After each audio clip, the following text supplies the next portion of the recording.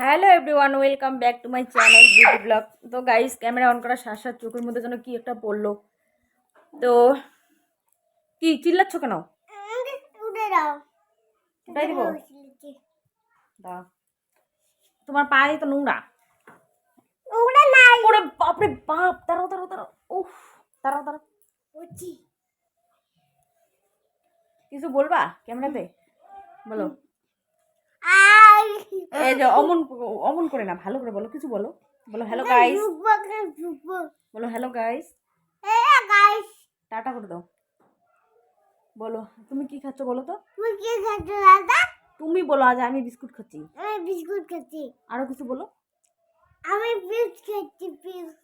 Biscuit খাচ্ছি, biscuit.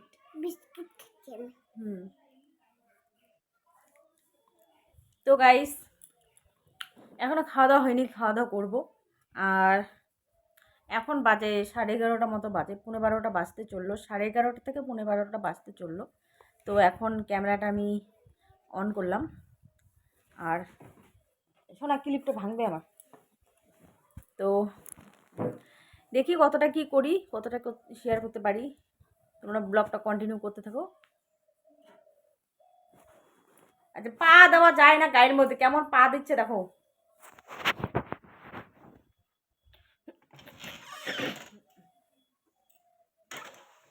দেখো আমি সবাইকে দেখাচ্ছি, দেখো দেখো, তুমি আমাকে পা দিয়ে লাথি মারছো না, দেখো সবাই দেখবে, তোমার তোমার এগুলো কাণ্ডকীর্তি সবাই দেখবে, সবাই দেখবে, দেখছো? সবাইকে দেখাবো তারা।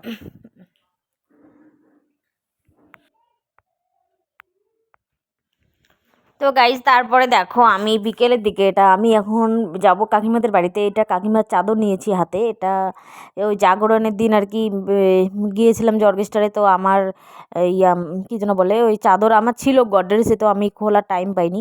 তো আর এটা ভাবছিলাম যে এখন মানে আমি ওই প্ল্যান করেই সব কিছু বের করে রেখেছিলাম আমার এই কয়দিনে, মানে আমরা তো অসুস্থ এখন, এই কয়দিনে যা যা কিছু লাগবে। তো আমি ওটা আর কি প্ল্যান করে সব কিছু বের করে রেখেছি। তো ভেবেছিলাম যে আমরা যে কদিন থাকবো তার মাঝখান থেকে মানে আমি ওই গডরেজটা ট্রাঙ্ক আমি হাত দিব না, কারণ ওগুলো আমি কোনো কিছু নাড়বো না অসুস্থ অবস্থায়। তো তার জন্য আমার যা যা লাগবে এই কদিনে ডকুমেন্টস, এদিকে পরার কাপড় চোপড় আর দুটো সুতির শাড়ি তুলার বের করে রেখেছিলাম।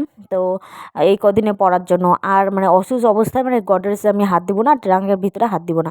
তো ট্রাঙ্কের ভিতরে আমার তেমন কিছু নেই, ওগুলো আমাদের তো মানে তোমাদের দাদা ভাইয়ের আছে কিছু জামা কাপড়, ও তো নিয়ে গিয়েছিল। আর বাদ বাকি কটা আছে, আর লেভ আছে, ক্যাথা আছে, এই আর কি। আর ছোয়াটার আছে মানে বাড়ি পরার জন্য, ওগুলো আছে। আর আমার যেগুলো আছে আমি সব বের করে রেখেছি। তো যাই, হ্যাঁ, তারপরে মানে অর্কেস্ট্রারে যে যাবো আমার তো কোনো প্ল্যানে ছিল না যাওয়ার। তো আমি জানি যে জাগরণ করব, কোনো কীর্তনে, তো ও যাওয়া যাবে না, আমরা তো অসুস্থ। যা কীর্তনে তো আমাদের মানে জাগরণ তো করা যাবে না, আমরা তো অসুস্থ। তো যেতে তো পারবো না, এইবার তো জাগরণ করা হবে না। তো তার মধ্যে কি ওখানে অর্কেস্ট্রার আমি তো আমার মানে মাথাতেই ছিল না যে অর্কেস্ট্রার ওখানে যদি যাই রাত্রেবেলা একটা চাদর বা ছোটার একটা বের করে রাখি।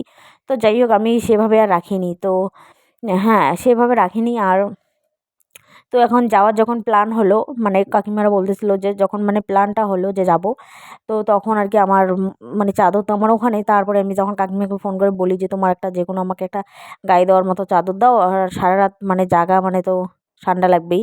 তো শীত তো পড়ে গেছে এখন। তো আর কাকিমাদের বাড়ি কিন্তু আমাদের বাড়ি থেকে বেশি একটা ডিস্টেন্স না, ওই যে ওখানে যে নারকেল গাছগুলো দেখা যাচ্ছে পিছনে, হ্যাঁ ওই যে দেখা যাচ্ছে যে ওইটাই আমাদের বাড়ি। আর কাকিমাদের বাড়ি এদিকে রাস্তার পাশে।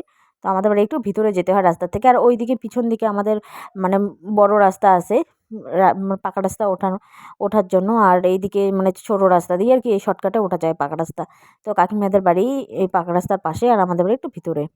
তো যাই হোক, এখানে এসে বসে আছি, কিছু গল্প করছি। আর তারপরে ওখান থেকে এসে রাত্রেবেলা একটা রিলস করে নিলাম, দুটো রিলস করে নিয়ে, হ্যাঁ, তারপরে ওটা হচ্ছে আপলোড করবার জন্য দুটো রিলস করে নিলাম। আর ওখানে বসে বসে দেখছি রাস্তা, ওদের বাড়ির সামনেই রাস্তা।